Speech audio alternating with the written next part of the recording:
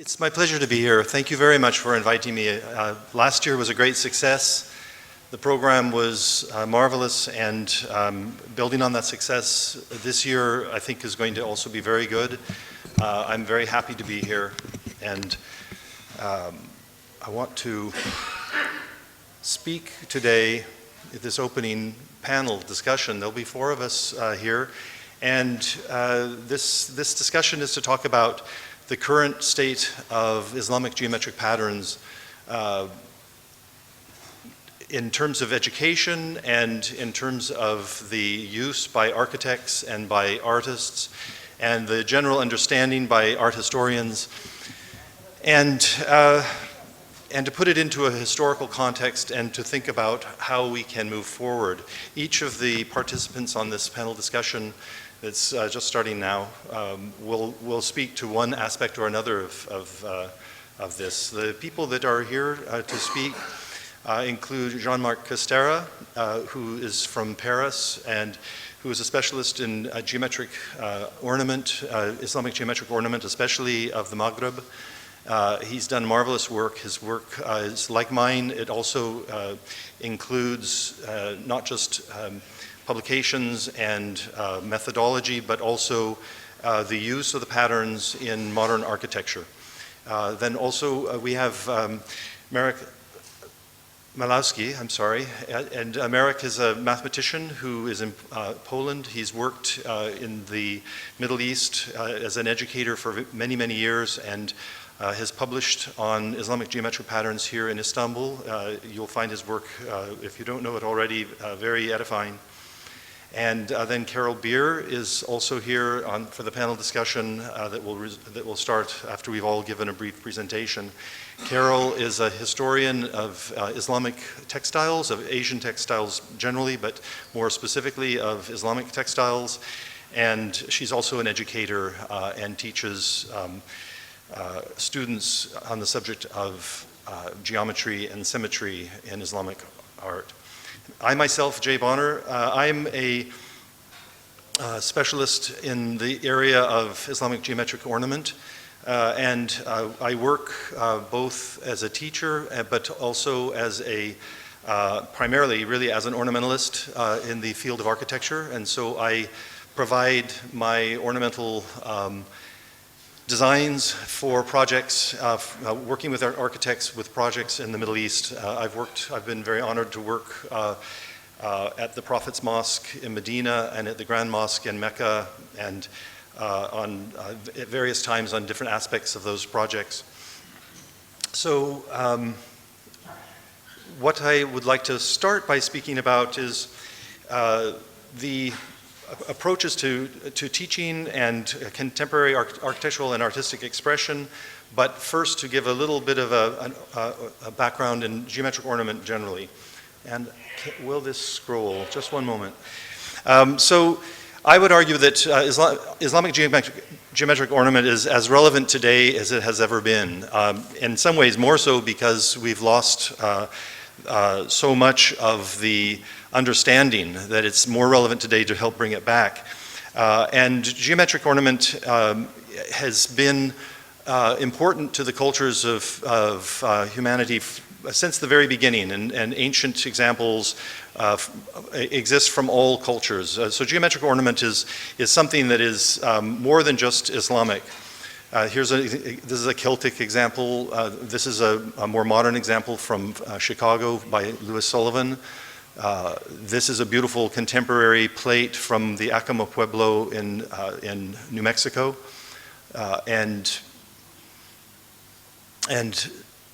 but no culture has brought it to the level of sophistication and beauty than Muslim cultures. The Muslim cultures put tremendous emphasis into different kinds of symmetries and different kinds of repeat patterns, with the result of tremendous diversity. No other culture approached geometric design in such a diverse fashion. And so that's getting ahead of myself. So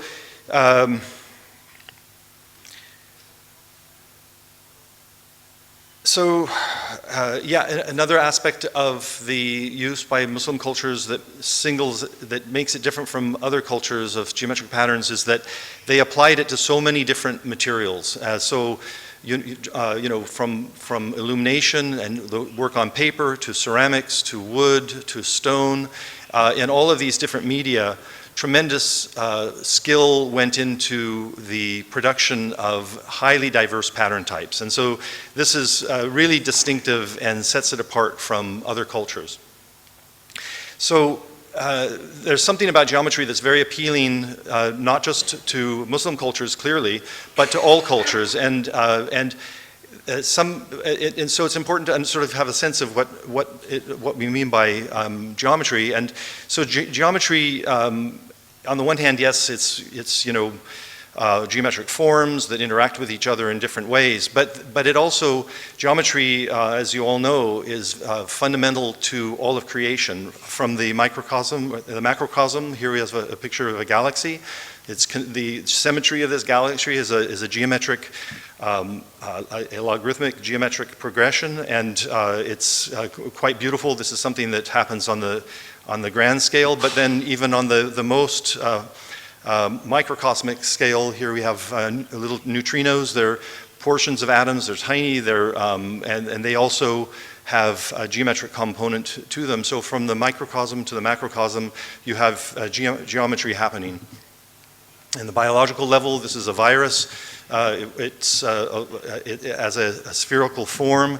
It's governed by Platonic and Archimedean symmetry. And similarly, here's a quasi-crystal. So geometry works at all of these levels very beautifully. So it pervades the universe. And it even pervades the neurology of the human mind. It's interesting to note that the human mind in certain conditions will have hallucinations that have a strong geometric component to them. In the 1920s, the psychologist Henrik Kluver categorized the different kinds of hallucinations that happen when people have migraine headaches as tunnels and funnels, spirals, lattices, and cobwebs. And these when the human mind has under the condition of a migraine headache, some 60% of migraine sufferers have visual hallucinations. These visual hallucinations are almost always very highly geometric, and this happens to people all over the world. Whatever their level of sophistication and education, it doesn't really matter if they're people with no education from the Amazon jungle, or if they're PhD holders from London. It's the same thing. They have it's something inherent in the human mind. It also can happen during experimental sensory deprivation. People when they're exposed to sensory deprivation for a prolonged period of time will start to hallucinate frequently with geometric forms. There's also a syndrome called the Charles Bonnet syndrome that happens with certain kinds of partial blindness, where the human mind creates, it infills in the region of blindness and will oftentimes infill with geometric forms. And it can also happen with some sufferers of epilepsy. They'll have visions of geometric forms, and even with certain people when they take drugs and have psychoactive drugs and they have hallucinogenic experiences. This example here is from the Shipibo Indian tribe from the Peruvian Amazon, and these people take a particular drug from the Amazon jungle and they have visions, and then they create their visions with textile arts. And this is a beautiful example of a typical Shipibo pattern this is directly inspired by the visions. Oftentimes they make the pieces while they're experiencing. I don't recommend this for people, but it's something that is done and has been done for a long period of time with these people, and they do fantastic work. So clearly there's a component in the human mind that is geometrically inherent, and so it's no wonder that that the ability and the wish to make geometric patterns is inbuilt within us.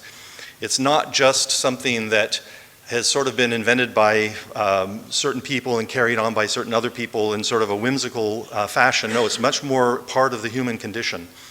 I would say that it's important for me, it's important to keep that in mind, because oftentimes there's a sort of a very European, Western-centric view of Islamic art that says that the reason for the emphasis in geometric design and floral design is because the artists were not allowed to create imagery of the human body and of animals and of nature, so that they went in this direction that was more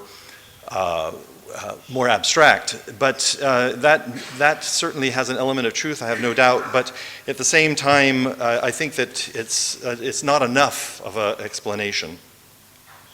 So the Islamic tradition of ornament, geometric ornament, really started from the very onset. And during the Umayyad period and the Abbasid period, the earliest works were created. This is a beautiful Abbasid piece of wood carving from Jerusalem.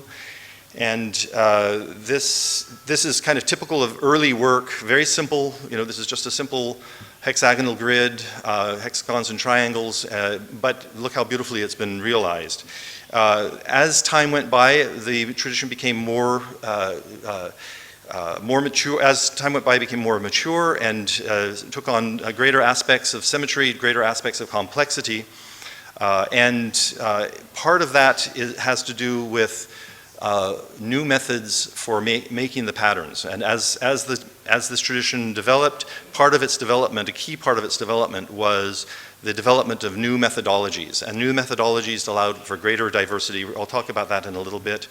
So this is an example from Isfahan, and the Eastern tradition. I spoke about this last year in the program. The Eastern tradition of the Ghaznavids and the Ghurids and the Karakhanids and especially the Seljuks. These Turkic tribes, all of these are Turkic tribes with the exception of the Ghurids. These dynasties had very much the same aesthetic, and this was a Khorasani development that was, and also includes the area up in what's now Uzbekistan and in the northern regions of Central Asia up there. That this kind of work took on a level of sophistication that surpassed what was happening in other parts of the Islamic world, and then it moved westward. With the spread of the Seljuks into Anatolia and indeed into the Levant, into Syria and in the regions to the west. And so this more mature style was brought westward by the Seljuks and introduced and spread widely from there to, in this case, the Mamluks, this beautiful piece of mosaic, stone mosaic. The Mamluks did tremendous work and then continued to fully develop and become a fully mature style in a number of places, including Egypt under the Mamluks and including Anatolia here in Turkey under the Seljuks. The Seljuks had the benefit, the Seljuks here in Turkey had the benefit of not being overrun by the Mongols when the Mongol invasion happened. They negotiated a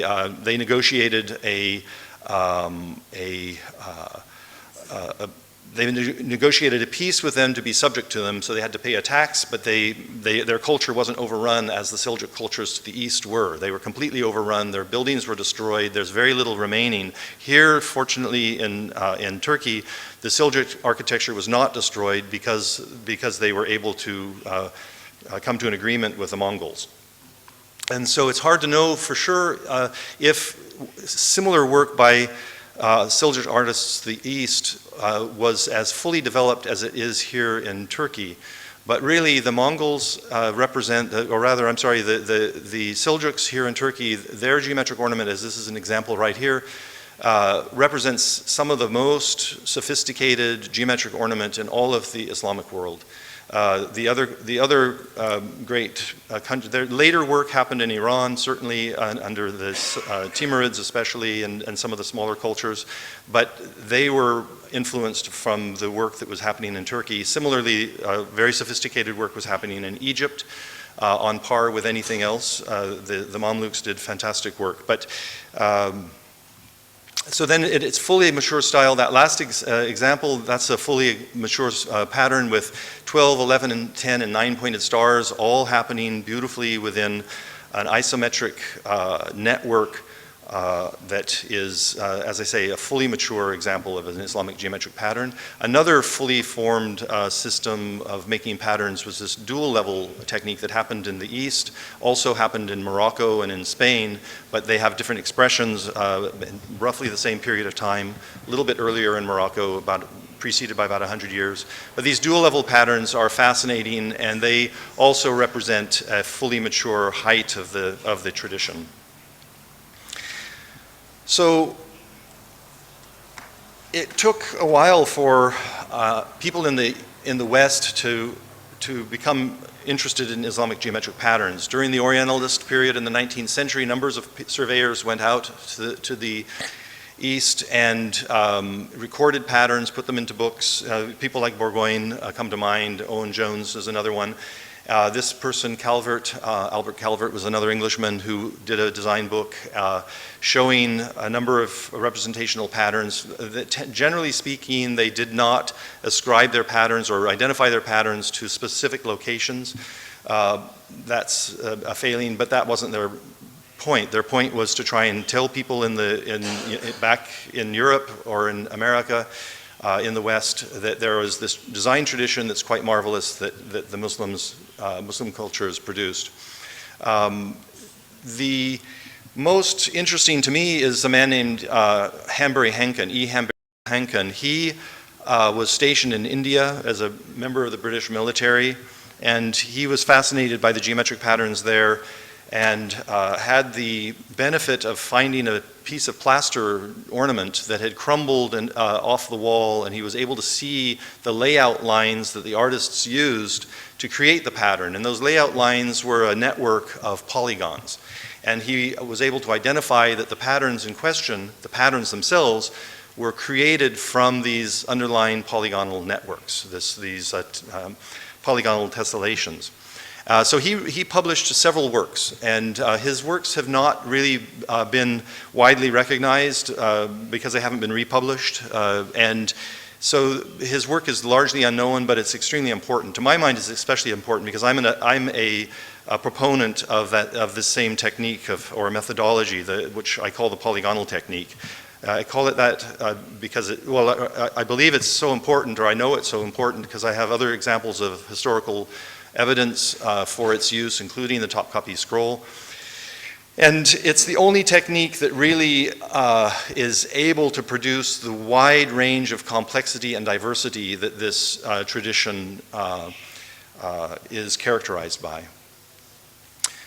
So now, methodology is key. I want to come up now to the current day. Methodology is key to this tradition going forward into the future in a way that can be as fully diverse and rich as in the past.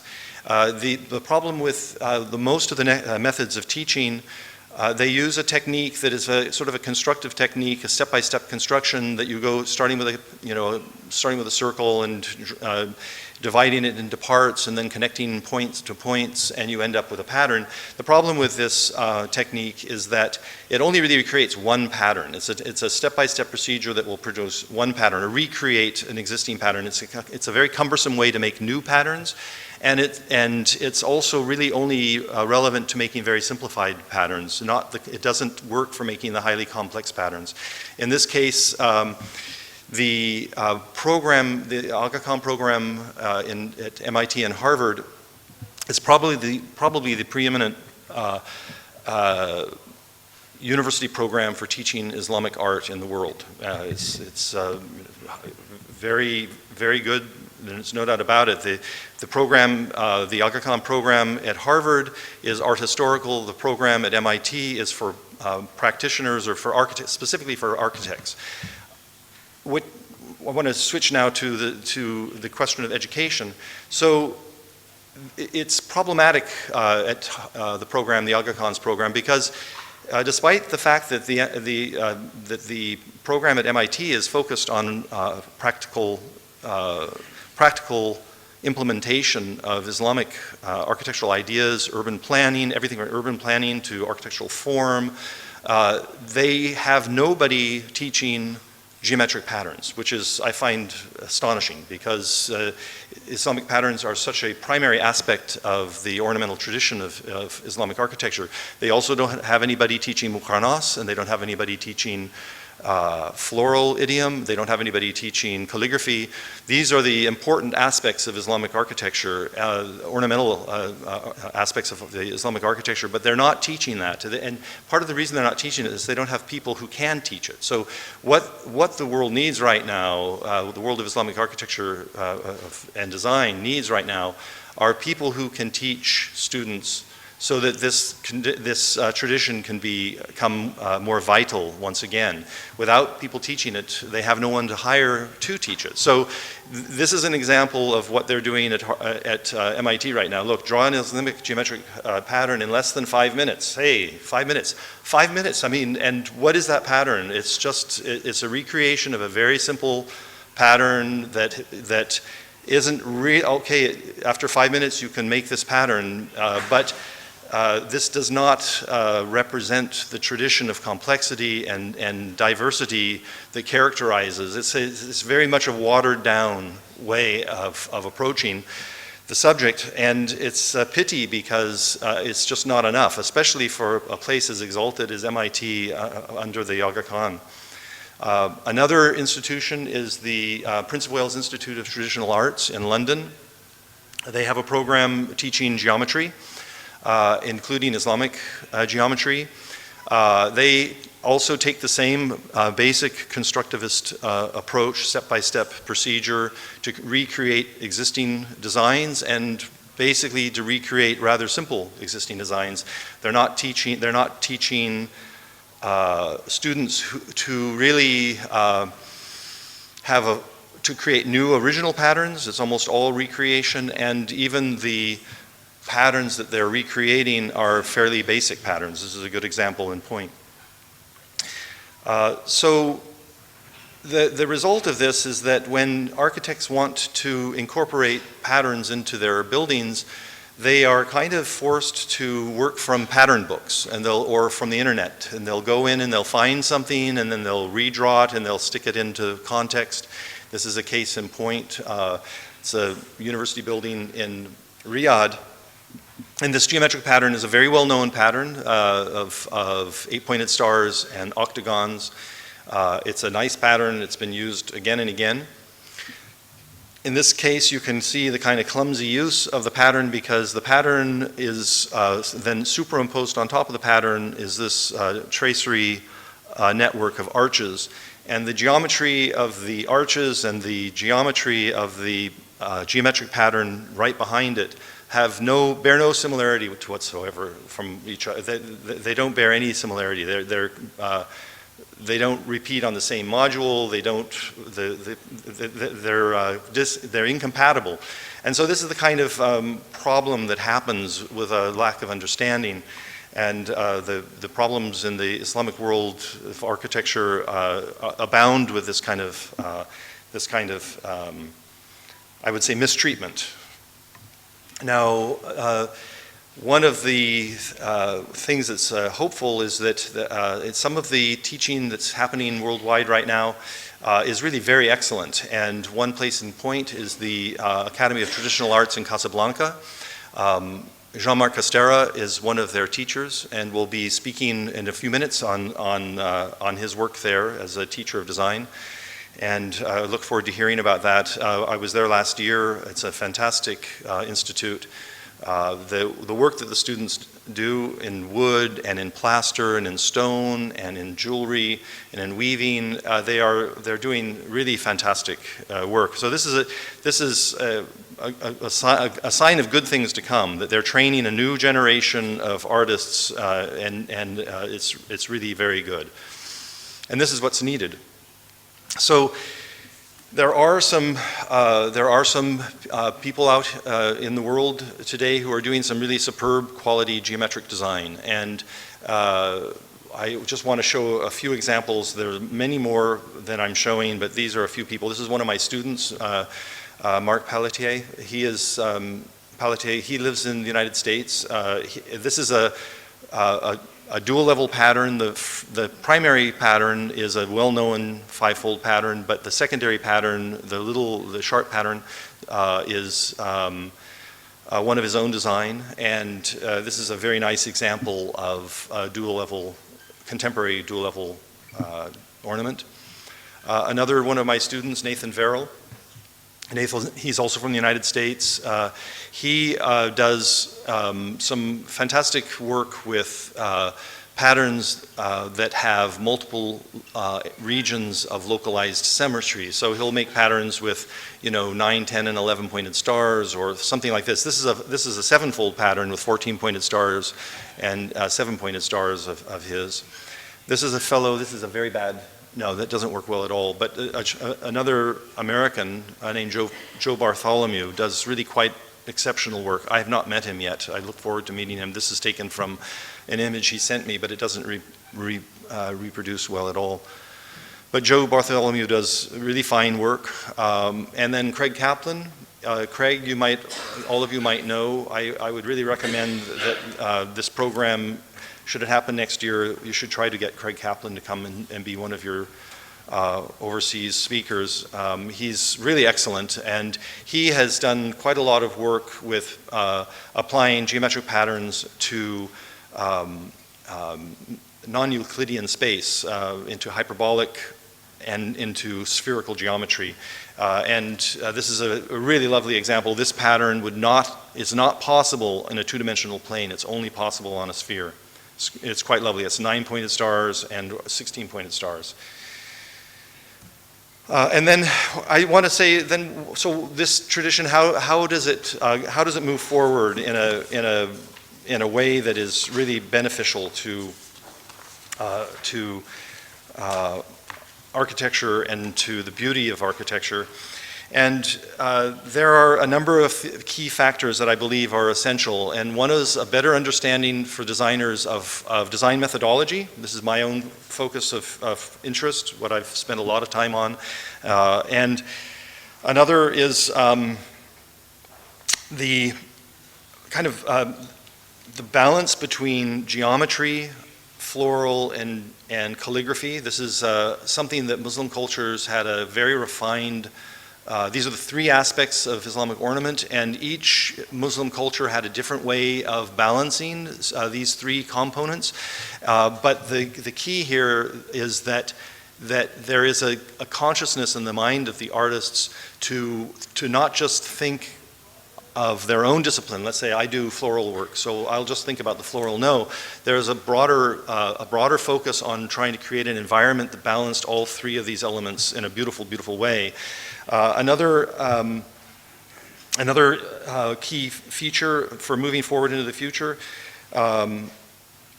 is the need for the ornament to be integral with the architecture rather than just as an applied feature. Very much the Western approach ever since the Baroque period has been to just apply ornaments into a building. So the building is built, and then somebody comes and sort of says, well, we'll put a cherub there, and we'll put some floral pattern over there, and it's kind of just applied. It's not integral.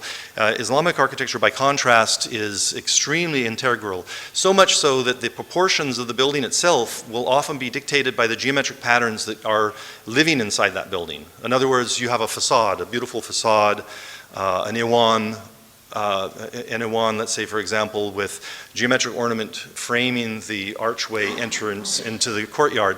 And that geometric pattern is going to dictate the proportions of that rectilinear opening. And as such, the people who designed the building were working very closely with the architects, if they weren't, maybe they were the same people, creating an architecture that had integral ornament. And this is a key feature of Islamic architecture that people now moving into the future need to be thinking about because it makes for greater beauty. Then also it's necessary for the designers working in the moving forward into the architecture of the future to be conscious of the constraints that design bears upon, the constraints that fabricating and different media have upon the design process. And this is a key thing, that it's easy to design work in the abstract, but if you're designing for a specific material, say carved stone, you need to know the constraints of that material in order to design something that will be fabricated easily and will last forever and ever and ever. So the link between material and design is one that needs to be understood for successful quality. And then there's also the need to marry technologies of hand craftsmanship and modern fabrication. And so this is an example. This is one of the 27 domes in Medina. I designed the ornament for these domes. This is the Prophet's Mosque in Medina. And it was a collaboration of carvers, traditional wood carvers in Morocco, working in traditional ways with very high-tech 3D fabrication of the ribs because they were so complex. They're compound curves. They curve in two directions simultaneously. They're complex forms that would be almost impossible to do by hand. So this was done with digital control in Germany. So being able to work with marrying technologies is a key feature. And I will end just by saying that another key feature is to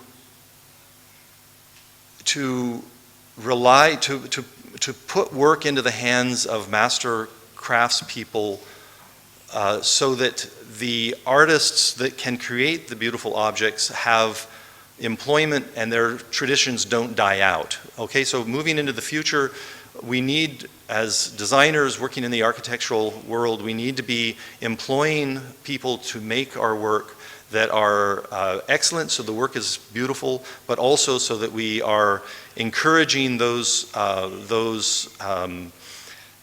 ateliers to have ongoing work that's really quite beautiful and meaningful. And so this is the mimbar. It's not geometric. I also do floral ornaments, and I had the great honor to be asked to design the mimbar for the Kaaba some years ago. And this was done in India by excellent wood stone carvers, amongst the best in the world. It's all made from marble from Macedonia. The Saudi clients wanted to use the whitest marble that they could find. They wanted it to be. It's so white that it looks like plastic. But it's pure white, and it's from Macedonia. It was hard for the Indian carvers to carve, but look at this detail. If you can see, the quality of the carving is just outstanding. So this is one group of people that they need to be sustained with more projects. There are artists in Morocco, in Turkey, in Iran, in India, in Pakistan, in Indonesia that are fantastic artists, and the designers here or not here in Turkey, but the designers in the West, or designers just generally, need to be turning to these craftspeople and putting them, involving them in the projects, not just for the beauty that they are able to bring to the project, but also to help sustain these communities. Okay, so that kind of concludes what I was wanting to introduce this panel discussion on with the current state and how we move forward with Islamic geometric patterns. And I would now like to bring Carol Beer up to the podium, please. And as I said, Carol is an art historian, a specialist in textiles, a teacher, and you'll find her work very interesting indeed. Thank you.